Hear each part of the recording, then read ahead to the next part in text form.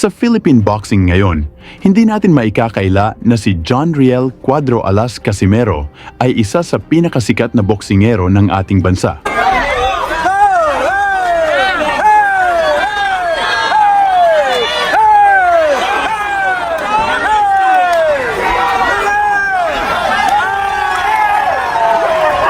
Inaabangan ngayon ng mga boxing fans ang kanyang laban na gaganapin sa Japan ngayong Oktubre 13, kung saan makakaharap niya ang boksingerong mula sa Mexico na si Saul Sanchez. Balikan natin ang mga highlights ng kanilang mga laban upang ikumpara kung sino ang may advantage sa kanilang dalawa. But make no mistake about it. Oh, down! It's down! It's down! And I think it's out! It's over!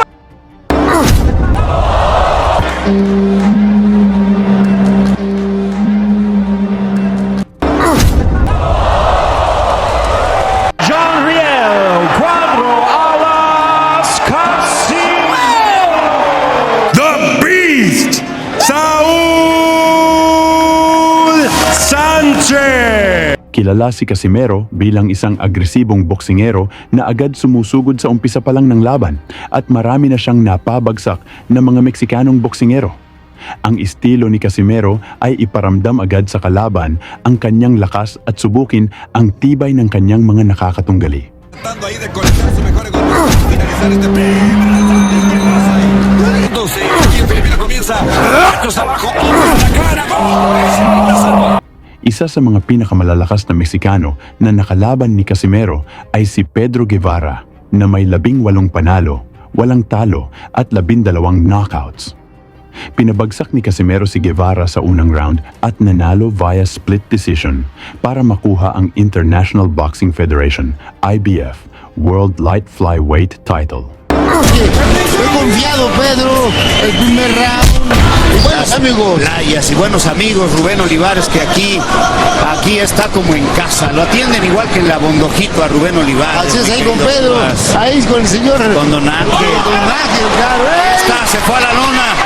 Lo están madrugando al mexicano Pedro Guevara. Lo sorprendieron, perdió por el campeonato mundial y ahí está el filipino tratando de sacar ventaja de su pegada y lo vuelve a tocar. Conserva su corona mundial John Riel Casimero. Sumunod naman ay si Armando Santos na may bansag na Cobra ng Mexico na may 14 na panalo, 3 talo at 11 knockout. 2 beses pinabagsak ni Casimero si Santos at natapos ang laban sa round 2. Comienza Gachos abajo, la cara, gol. Por lo pronto ese es el aparente round de estudio. Utilizando un poquito el llaveo. Buena y izquierda-derecha por parte del filipino que, oiga, comenzó con todo, dando un volado a la cara de su rival. Se defiende hasta el momento el boxeador Armando Santos, que va a tener que meter el acelerador. Ay, lo puso mal. Lo puso mal. Hemos visto que descuidaba su guardia, ahora vemos que está bien cerrado y sigue bloqueando los golpes fuertes de Casimero. Santos, pero vamos que sigue lanzándolos, el upper también. Gancha la quiese, gancha la cara. Uy, bueno, son frente de Armando Santos, pero Lo que trae Casimero es que tiene una seguidilla de 8 tiros. recuerden que si gana esta pelea, pues va por el título contra el campeón es Matt Ruen, es pues tiene lo suyo, ya lo manda para atrás con esos volados de mano izquierda. El cuerpo sigue conectando los Santos. Por eso está tratando ahí de conectar sus mejores golpes para finalizar este primer asalto izquierdazo. Por eso está tratando ahí de conectar sus mejores golpes para finalizar este primer asalto izquierdazo. Buenísimo. Parecía una roja donde está John Riel Casimero. Salió decidido, salió a la corriente. Con ganchos abajo, ópera la cara, gol. Se la lona Santos. Yo pienso que se acabó la pelea, Samuel. Mis amores, pienso que ya no se va a Yo pienso que se acabó la pelea, Samuel. Mis amores, pienso que ya no se va a recuperar. Está con muchas dificultades, la cobra Santos. Se acabó la pelea, sí, muy mal. John Riel Cuadro Alas Casimero. Ikatlo ay si Ricardo Espinosa Franco na may 23 panalo, 2 talo at 20 knockouts. 2 beses din siyang pinabagsak ni Casimero para sa WBO interim title.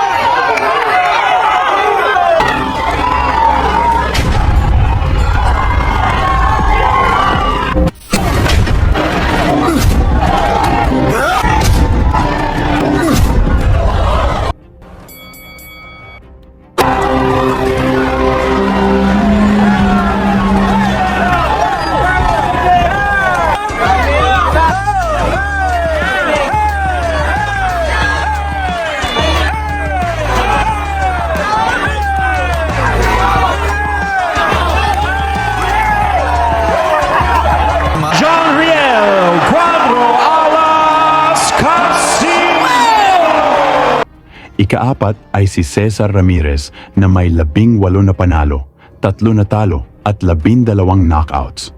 Brutal na pinabagsak siya ni Casimero para sa WBO interim title. But make no mistake about it. Oh, down! It's down! It's down! David Simpson at ringside. Umpisa pa lang ng bakbakan, kita na sa galawan ng dalawang boksingero ang kagustuang makapagpasiklabagad sa kanilang laban. Desidido mang magpasikat ng Mexicano sa dinayong bayan.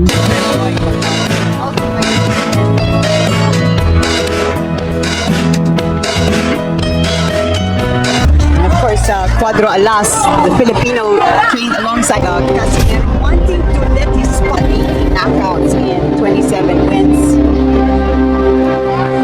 You can see Casimero. Yes. MP Promotions head Sean Gibbons.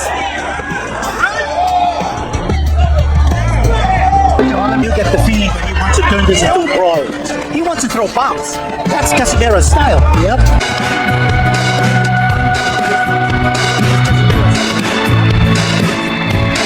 One shot. It just can't be the right hand. That time. Oh, that was Beautiful knockdown. left That's a hand. knockdown. One area you can't help yourself. You just go down as we saw. Putting him down on the ground for the first knockdown of the fight. Beautiful variation from the Filipino.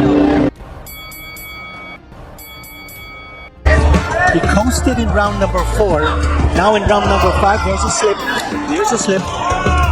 Oh, they call a knockdown. Knockdown. They call a knockdown. That was a big right from Ramirez. Knockdown Oh, here. another right. Oh, Ramirez now pouring it on.